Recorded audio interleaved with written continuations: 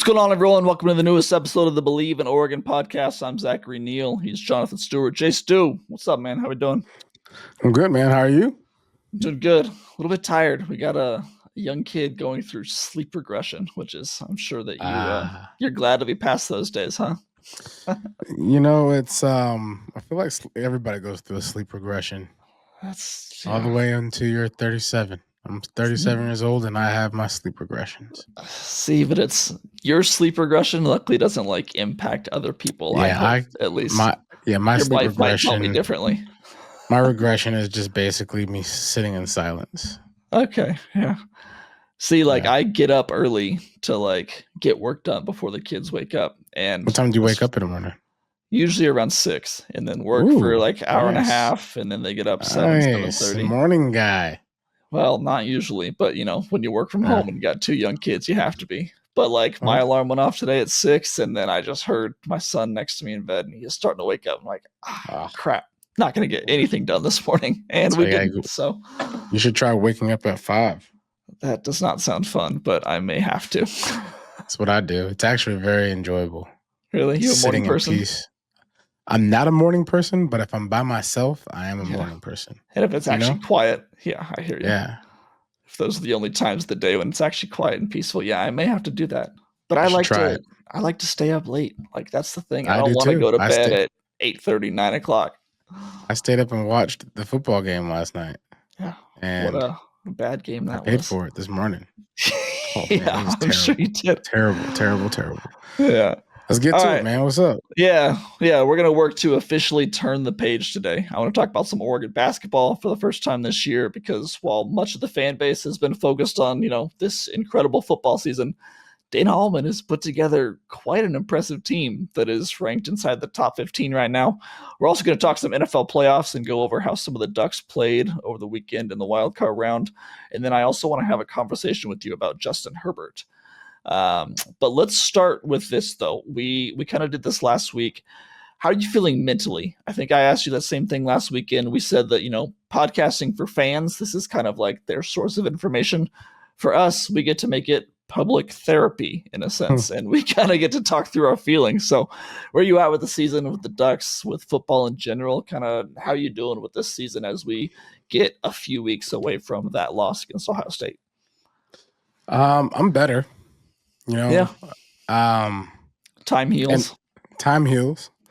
And at the end of the day, it's a football game that we don't have to play. That's very true. And so I feel for the seniors. I feel for the guys that are moving on and transitioning into whatever's next in their life. Because playing this game for such a long time, I've been granted the blessing and opportunity to do so. And to be able to, walk away, quote unquote, from the game on my own terms. And I can honestly tell you, and I feel like everybody would agree that this season ended not on our terms. Not at all. Yeah. And one thing that I can tell you, though, is that Dan Lanning has positioned this group, has positioned this college football team, the school. He positioned us in a really good spot to be attractive, and be attractive in the transfer portal, recruiting measurements, and we might not see, the true. I don't know. What do we call remnants? What's remnants? Remnants? I don't know. I don't know what you're trying to say. I'm going to be honest. More so just trying to say we will not really see the fruits of his labor. Yeah. Of the fruits. It may not come to fruition right away. It might come to fruition right away, but eventually it will. And that's one thing that I can lean my head on, especially hearing stories about Nick Saban, right? I know I've mentioned this a couple weeks or a week ago, but hearing his story and looking at how successful he was in the college realm, it took time. It took even Nick Saban time, 10 plus years. I think it was 13 years before he won his first national championship. Dan Lanning is very young and ripe in 38. in the age of 38, and Yeah. this is going into his 4th year now as a head coach. Correct. Everyone relax. Yeah. It's going to be okay. And this is awesome because we get to actually experience a little bit of the groundwork of what it is going to be like, and to become a household name, and to be basically the poster child, in my opinion, of college football and what it's going to be. Yeah, I think that's well said. I feel like over the last few days, probably the last week since we last talked, I feel like I mentally turned a little bit of a corner to where Mm-hmm. now I look at some of the moves they're making, I look at some of the transfer portal moves, and I get excited about them. I'm like Yeah. allowing myself to get excited again and be like, "Oh, spring football, a couple months away. Yeah. This is the roster shaping up in a way that, I know that I get to talk about this and write about this a lot. So like I am working through my feelings a lot quicker. I have friends who I'm in text with who are still reeling from this loss, and that's fine. Everyone progresses in a different way, but I feel like I'm getting to the point where I'm getting excited again. Earlier today, the Ducks picked up a major transfer portal addition with former USC left guard Emmanuel Pregnon. He's expected to come in as a starting left guard. He's going to be, I believe, a 6th-year senior, maybe a 5th-year senior. Either way, 1 year of eligibility remaining. Stuff like that. Like, Oregon didn't exactly need a new left guard, but they went out and got the number 1 interior offensive lineman in the transfer portal.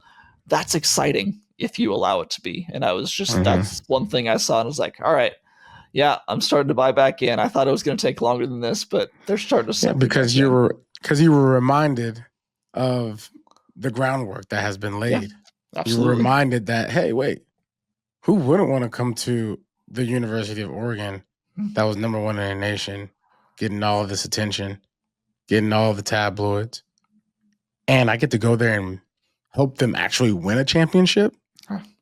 That's going to be the story that you tell. Hey, you were the missing component. If you were out there, we would have won that game. It could be. Well, it's just also reminded that, like, they're also really damn good at this. Like, it didn't happen this year for whatever reason. We've gone through all of the reasons, all of the unfortunate happenings that made it not happen this year. But 3.5 weeks off is not always good. next year. Yeah, right. I believe you. But let's look closer at the offensive line because the Pregnon news, I think, is important. So looking at what it means for that starting offensive line, at left tackle, you've got Josh Connerly leaving, but the Ducks also brought in Isaiah World from Nevada. Who Bigger than World, by the way. Yeah, this dude let's is not huge. just walk over this. I did not know this news until today, but this happened earlier. Probably a couple weeks ago, I would say. Okay. But I don't know how I missed it because he's 6'8", 310 pounds. So how can I miss this guy? I feel like he's like a tank in person. And he was, I think, the number 1 offensive tackle available in the portal, and they went out and got him. And they went so out we got number 1 tackle, number 1 guard, and then another tackle who I believe was the number 6 tackle, Alex Hartman. So that's the reason why. That's the reason why it's okay that we lost. It's not okay. No, but it's not easier for you to move on with your life for losing against Ohio State. Well, and then you also go out and get the number 1 running back in the portal too with Mekhi Hughes. Tulane. Do you get to watch his tape yet? I did. What do you think? When I first heard his name, I'm like, oh, okay, Tulane. Then I got a little excited. I'm like, okay, running backs that came from Tulane. Oh, Matt Forte. Okay, let me check this guy out. Click the tape. I like him. Yeah. He seems like he's way more fast twitch than that like linear speed. Mm-hmm. He doesn't necessarily have that top end speed, but he's going to be somebody that we can plug in and get right to work for sure. He reminds me of a Bucky Irving in the sense that he makes plays happen. He doesn't just take what the offensive line or the blocking scheme gives you. He can go out, take some contact, and go on to that second effort. And that's not to say that Jordan James or Noah Whittington don't do this as well, but I think he does it more so than they did. And he's more of a playmaker in my sense. You're exactly right. Because I think one of the things that we lacked from Jordan James. Jordan James is a hard runner, Mm-hmm. but when the play is broken down, what do we got to do? We got to Mm-hmm. find a way, and we didn't really see that too much out of him or Noah Whittington. To be frank, so this is an opportunity, for Makai to come in here and basically, compete and make a case that Tulane is not where he stopped. He keeps going with the University of Oregon. Absolutely. I also want to ask you this question because I was thinking about this earlier, and it's nice that I was talking to you today, a former player. Put yourself in the shoes of left guard Dave Iuli or Kavika Rogers. Oregon, you're expected to go into the new year, compete for the starting job, probably get the starting job if you're one of those two guys. Then Oregon goes into the transfer portal and brings in a guy that's quote unquote better than you and expected to get the starting job over you. What is going through your mind? Are you frustrated as a player? Are you encouraged? Are you, You're confident in frustrated. yourself? What are you thinking? You're frustrated, and Okay. rightfully so, because it's a little bit of a blindside situation, right? Mm-hmm. Um, you're not necessarily going into the season thinking to yourself, oh, they're gonna get somebody else in here to replace me. But what it should be more so is a wake up call. If you're a guy on a roster, you're on the depth chart, and you're working your tail off, and your coach basically invites someone to come in to challenge you. Mm-hmm. It's an opportunity. It's not disrespect, but it's an opportunity. But that opportunity was created because your coach wants the best formula, the best product on the field at all times, no matter Mm-hmm. what. And that should be the mindset that you carry. This has to be the best team. This has to be the best product. And if I want to be a part of that, I got to put in the work. So if someone brought someone in here, a number one ranked guy, that means I now have a number one ranked guy that I get to compete against and compare myself against every single day to try to prove my coaching staff wrong. And if I do that, that means I get an opportunity to showcase what I can do at the pro level. That's why I'm here, right? Mm-hmm. So don't be scared of the competition. Don't be running around. Don't be running away. Embrace it. And Yeah. that should be a lesson for a lot of these guys, because just because you have another talented guy come into that locker room, that should be an opportunity for you to just say, man, look, I'm going to learn from him. I'm going to compete with him. I'm going to make him better. Iron sharpens iron. We've gotten so far away from that in college football. It's ridiculous. Mm-hmm. So, young man, stand firm. Well, I also love that that's something that Dan Lanning has been very open about over the past couple of years. So, like, he's going to bring players in, and then he's going to try and bring players in that are better than them. Like, he's Yeah. always going to continue to try and bring the best players in, and competition is what they want at every single spot on the depth chart. So, I think he's doing that. We've seen this year, right? We've had injuries. Ohio State, for instance, their offensive line has 3 injuries, basically, right? The reason why they continue to roll the way they've been rolling is because they've been coached well. They've been competing all throughout their whole entire existence of being, a team. So it's always the next man up mentality. And so if you're the next man up and you're not prepared and you're not good enough, that's a shame on the coaching staff. Yeah. So it's not going to be a shame on them. Not this time around. So you better get to work. Yeah, they've got the talent at that line to be really good again next year. And this is a back-to-back Joe Moore Award finalist. So I think that it's this once again. I'm starting to get excited, Jay Stu. I feel it. I'm happy. I'm excited too. Yeah, Especially about that 6'8" joker. I can't wait to shake his hand. He's Good gonna be Lord. so big, so big. Mr. World. What a great name too. I love it. I guess let's talk about something that's a little bit less exciting, and that's the NFL playoffs, and in particular the Oregon Ducks in the NFL playoffs. Basically, everyone almost lost who was a former Oregon Duck in the playoffs. No. Tell me who didn't. Marcus Mariota, baby. Yeah, I was gonna say only Penei Sewell and Marcus Mariota are left, Yeah. and I think Mariota had like 2 carries in the game, maybe 1 carry for 2 yards, something like Yeah, that. man, So he was strapped, ready to go on the and sideline. Sewell they had a first round bye, so that's why they're still alive. Although I think that the Lions are going to go far in these playoffs, but Yeah. the Broncos lost, the Chargers lost, the Packers lost, the Vikings lost, the Bucks lost. It was just I'm really kind of tired of this month of January. I'm hoping that we can flip over to February soon and hope that more Are you wins come more? for the I got a Ducks. question. Are Yeah. you more upset that the Broncos lost than you are the Oregon Ducks lost? No. Oh, no, no, no.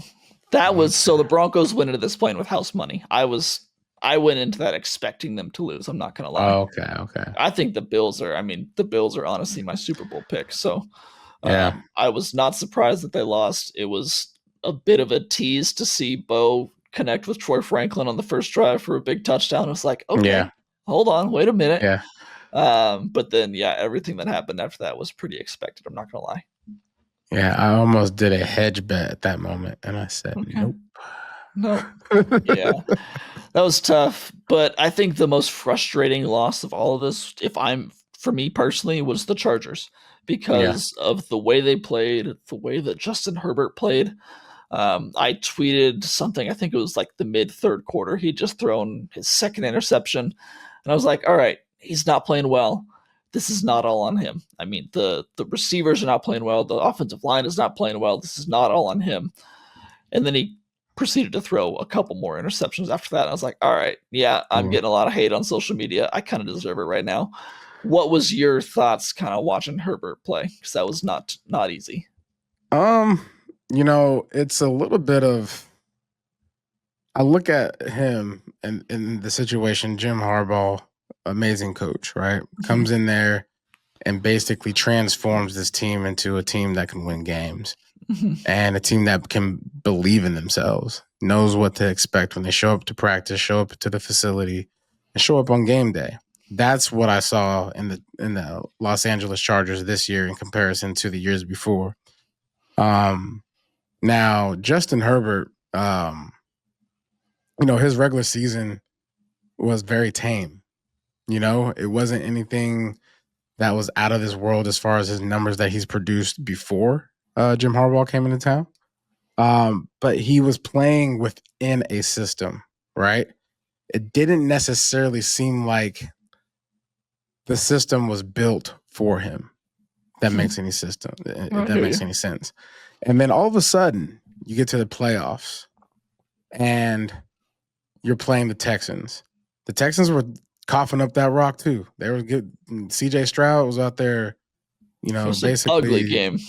just like, hey, y'all can have it. I'm trying to go home. And then we just kept giving it back. Like, nah, you can have it. I don't want it. Take the tissue.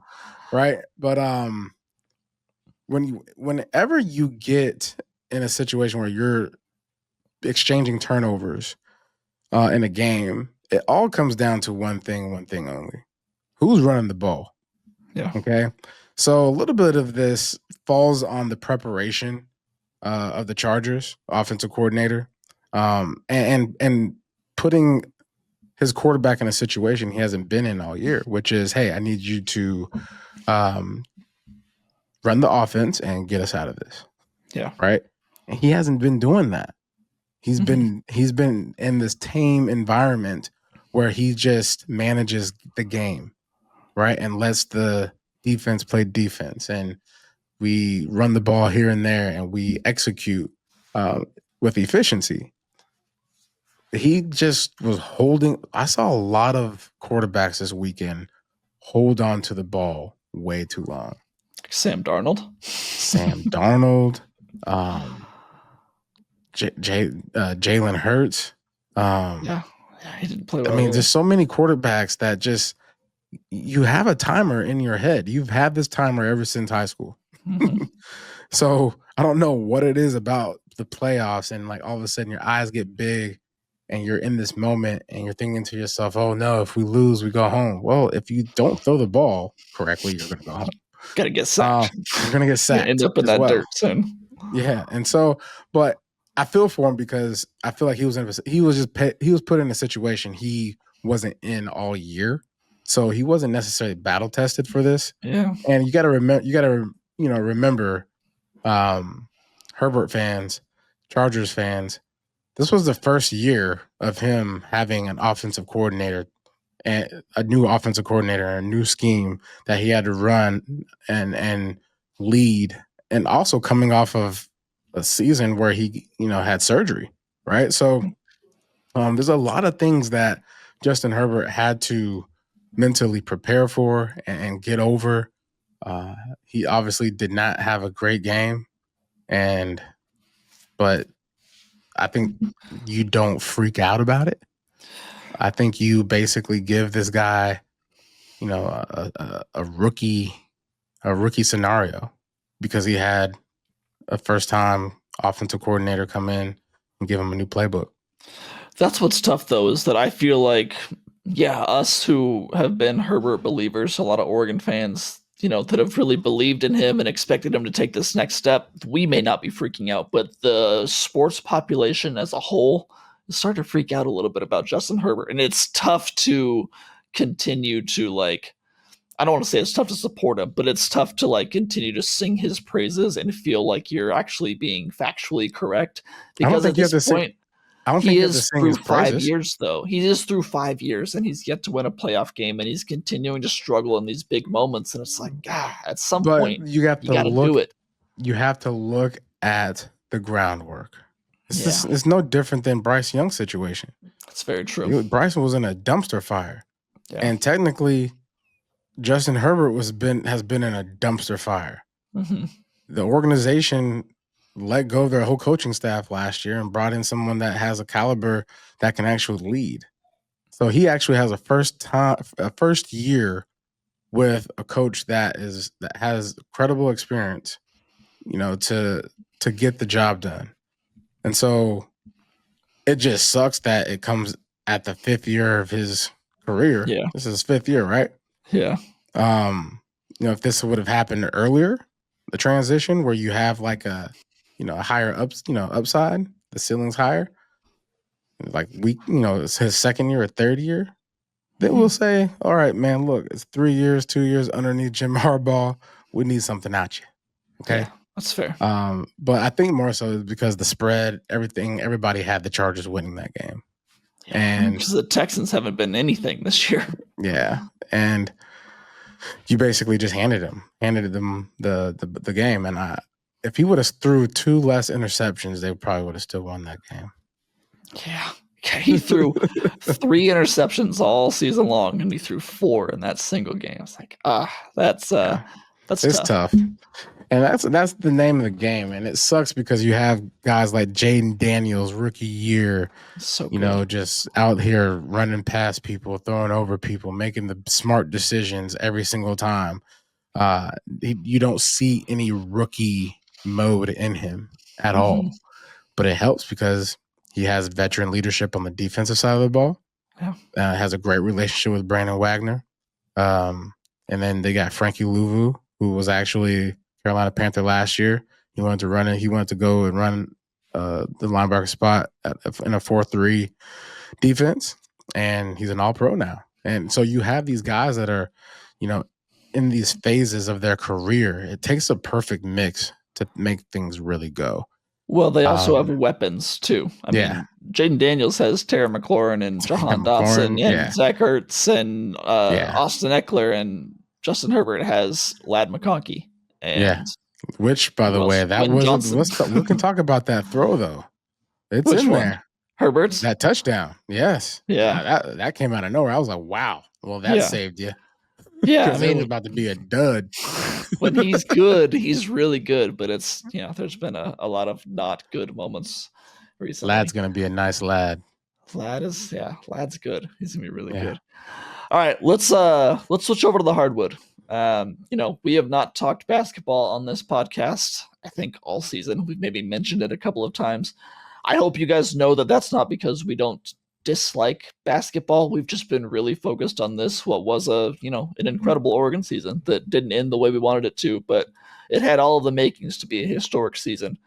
I personally have not been covering basketball as closely this year as I have in past years, One, because the two guys that work with me at USA Today, they both stepped up and said that they wanted to cover it more. And I was also very happy to take, a little bit of a step back after putting a lot on my wife's shoulders after our second child was born right in the middle of the very busy football season. So I have not been going to as many games or covering it as closely, but I'm going to start doing a little bit more as we get into into the spring. But this has been a really, really good basketball season. I've been watching from afar. Jay Stu, have you been able to kind of keep in ties with it at all? Yeah, a little bit. When I saw on my X feed that we beat Ohio State, I think it might have been one Yes, of your tweets probably. or X's. What do you call these days? X or tweets? Aren't they called like Zeets or something like that? Zeets, I don't receipts. like it. They're tweets. But yeah, I really appreciate the men's basketball team coming through And for beating us. Ohio State. We That was needed you to nice. come through, and you came in clutch, winning 73-71 over Ohio State Buckeyes. So at least we get some type of laugh in this situation, right? Yeah, it's So something. shout out to you guys there. What's their record right now? Right now, the Ducks are 15-2. They are number 13 in the AP poll. They are tied for the most quad one wins. Sorry, that's tough to say. They are tied for the most quad one wins in the nation with 7. They have losses to UCLA and Illinois.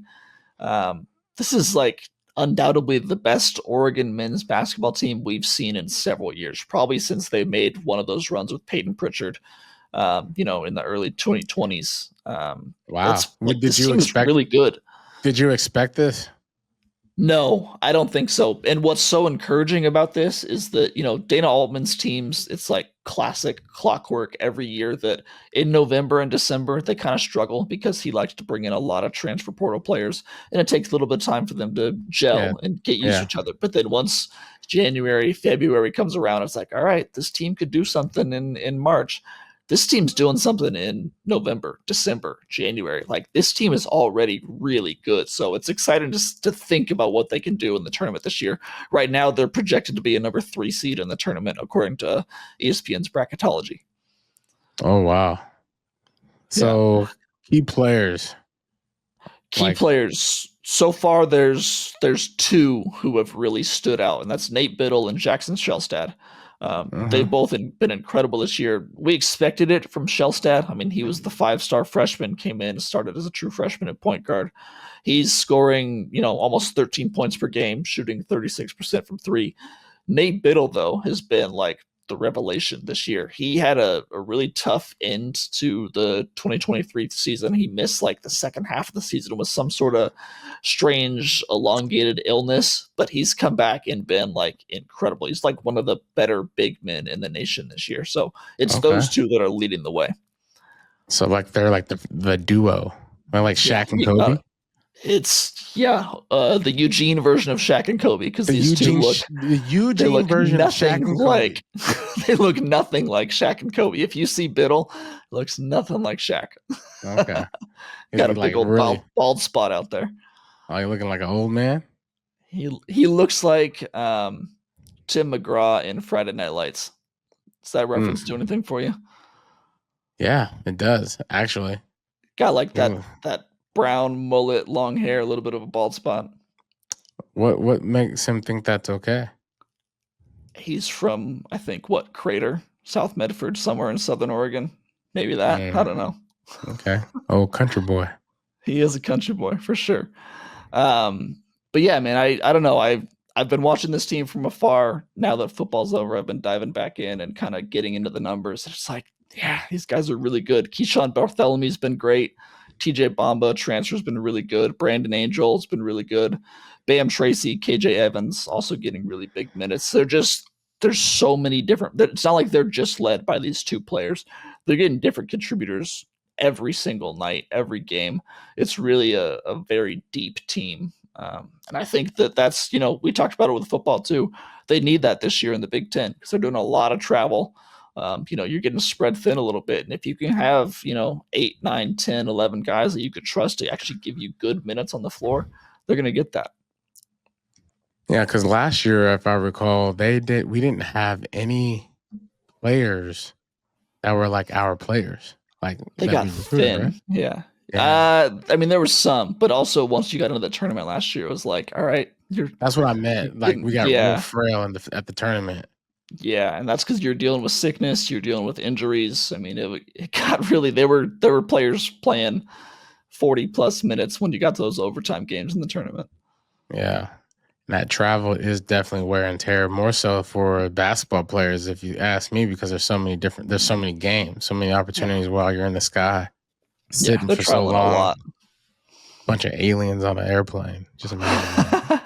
I God, always look need at that basketball players and I think to myself, man, I look like aliens. need that extra leg room. Yeah. But if you're What's like us and you're kind of slow rolling into the season, I'd say that now is the time to jump in. Oregon hosts Purdue at Matthew Knight Arena on Saturday afternoon at noon Pacific time. Purdue is ranked number 17 in the nation, so it's a top 20 matchup. Another huge opportunity for an Oregon team to make a statement. I I'm unfortunately am going to really be out of town. I would love to be there, but they're trying to sell out Matthew Knight, and it should be a really fun game to be at. I'm really glad that tall boy ain't there no more. Yeah, he's God, what's his name again? I can't I've been remember, but I forgetting it. know he was tall as all get out. What's his name? Glad he ain't Oh, in there. Zach Eady. Zach Eady. That's it. Yeah, Yeah. eating something right now. Seven Probably. four, 7'4", 200 pounds. Can you say quad one? Most quad one wins 5 times in a row. Quad one wins. Quad one wins. Quad one wins. Quad one wins. Quad one wins. All right, say Mateo's last name for me. Ah, You want to play this game? listen, there's so many words out there that I can't say anyways. I'm okay with it. Yeah. That's exciting, man. So Saturday, it's on. Saturday, noon Pacific. I don't know what channel that game is on, but it should be a really good one, man. I'm excited for it. We're getting into that year, or into that time of year where college basketball is really starting to heat up. Yeah. Once football's done, thank God for basketball. Yeah, And March Madness will be here before we know it. What and a then time. you know what comes right after that? NBA Finals. No, the Masters. Oh yeah, the Masters. You know what? While we're I on had a the golf topic of lesson golf, today. you had a golf lesson. Okay, let's Mhm. talk golf real quick. Yeah, How'd that go? it went good. I'm working on hitting after the ball Okay. consistently. Mm-hmm. So for all you guys out there, you want to make sure that on your downswing, you want to get to the front of you want to shift your weight to your front foot as fast as possible on your iron shots. Let that So recoil, that huh? way you can just catch it after the ball. You don't want to hit before the ball, because you hit before the ball, you'll be cussing, because you'll have all these little duff shots, all these little scold shots, all kind of stuff. But no, man, just working on my consistency in my iron game. Yeah. 125 yards out. That's Yep. where I want to get dialed in. I love it. Did you watch the TGL? Do you know what that is? That new Tiger Yeah, Woods that's on golf league? tonight. I've got it taping right now. I was kind of mad that you wanted to Yeah. record it this time because I was like, Hey, it's all right, it's on man. right now. Listen. I've got it tape and I'll watch after. Yeah. Did you watch last week though? I did. It was a blowout. It was so fun though. I loved It it. was. I wish I could have Really went. entertaining. I want to go to one of those. That'd be I fun. feel like every seat in the house is amazing, and you get to watch your favorite golfers golf right there in person almost. Well, it's just so fast paced and Yeah. it's not like we both love golf, but it's a slow sport. You hit, Yeah. you walk 200 yards, 300 yards, and you hit again. You read a putt. Yeah. This was fun, man. Can you imagine having like a bachelor party in that arena? Oh, I was just about to say it'd be nice if they had one of these like in every city. I'm sure they're going to start soon. This is going to be the next Top Golf where this is what they do. It's going to be so much fun. How much you think it would cost to sign up for that? It'd be like a waiting list out the world in every city. Could they charge less than like $1,000 for like a 2-hour session? Like for like 10 guys, $1,000? No. That's still worth it. They would have to charge more because there's some golf addicts out there. Yeah. Literally. Man, I would $5,000? I can't afford it, but I'll figure it out. I'm gonna Yeah, place a I'll take bet that tonight alone. on. I'm gonna place a bet tonight. Yeah, on do one of J something. Stew's 20-leg parlays and Parlay. see if you hit. I was really close this weekend, by the way. Were you on NFL? Yeah, Chargers let me down. Dang Chargers. All right, I think that's gonna do it for today. Ohio State, Notre Dame in the title game on Monday. Who you got? I'm assuming I know. Also, credit to you for picking Notre Dame. We both had them in the title game, and then I wimped out and put who they play last week? Yeah, Penn State. I put Penn State in over them, but you held strong. I'm going Marcus Freeman. No way. Yes. You're Yes way. saying Notre Dame over Ohio State. Why? Will Howard is not that good. Ugh, careful. And he proved it. I'm stand by it. He beat us. He had a really good game plan against us. And he followed it. He executed it. He did all that.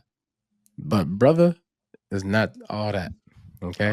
And I saw it in the Texas game. Yeah. So also, I mean, credit to Texas. They schemed up so well defensively. I don't know why we didn't kind of do what they did. We had all the blueprint, but it's frustrating that they held Jeremiah Smith to 3 yards and we couldn't do it. He looked like he was a little bit out of gas, though. I ain't gonna lie to you. Think so? Because they had him double, triple teamed all night. I'm sure he was. Yeah, but there was a couple times where there was one that he dropped. Mm-hmm. He jumped in the air, and it just looked like he didn't have that normal bounce. Yeah, that Jeremiah Smith bounce. Yeah. So hopefully he doesn't have that Jeremiah Smith bounce when he plays Notre Dame for this championship, because if he does, it can be a difference. Yeah. But I don't. Go ahead. No, I just feel like Notre Dame's defense is a little bit differently. They bring a little different attitude when it comes to how they approach things. I'm just gonna leave it at that. I like Notre Dame's chances defensively in this game. I just don't trust their offense at all. I mean, I don't think the one thing about their offense is that they don't know what they're doing on offense. Exactly. And that's why you're picking them to win the championship, right? But the reason why they don't know why is because no one knows. No one knows. You ask me what their game plan is on offense. What is it? You know? I don't know. No one knows. They don't know. You don't know.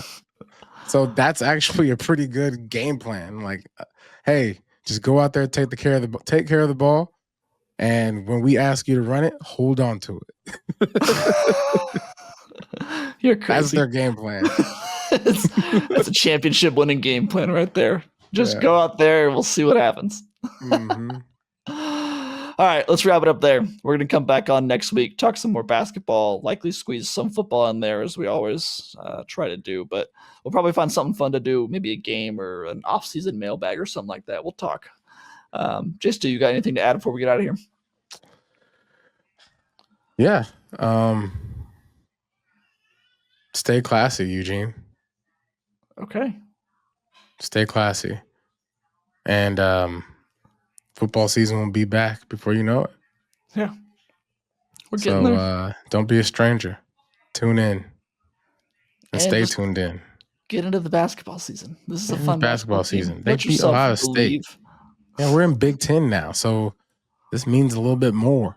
It does. It just means lost to Ohio State, so we got to make sure we come back correct and everything. I'm talking basketball, soccer, lacrosse, track, swimming. I don't think we'll be talking all that soon. Shoot. If you want to do all the legwork for that, do all the prep. Yeah. If they fly me out, I'll do it. I'll be the number one anchor in the world. I believe it. All right. You can check out more of my work at duckswire.usatoday.com and follow me at Zachary C. Neel on Twitter. Follow Jay Stu on Twitter at JonathanStuR1 and make sure to check out the Believe in Panthers podcast and the Stu and Crew podcast. For myself, Zach Neel, for my co-host, Jonathan Stewart. We'll talk to you guys next week. Until then, take it easy.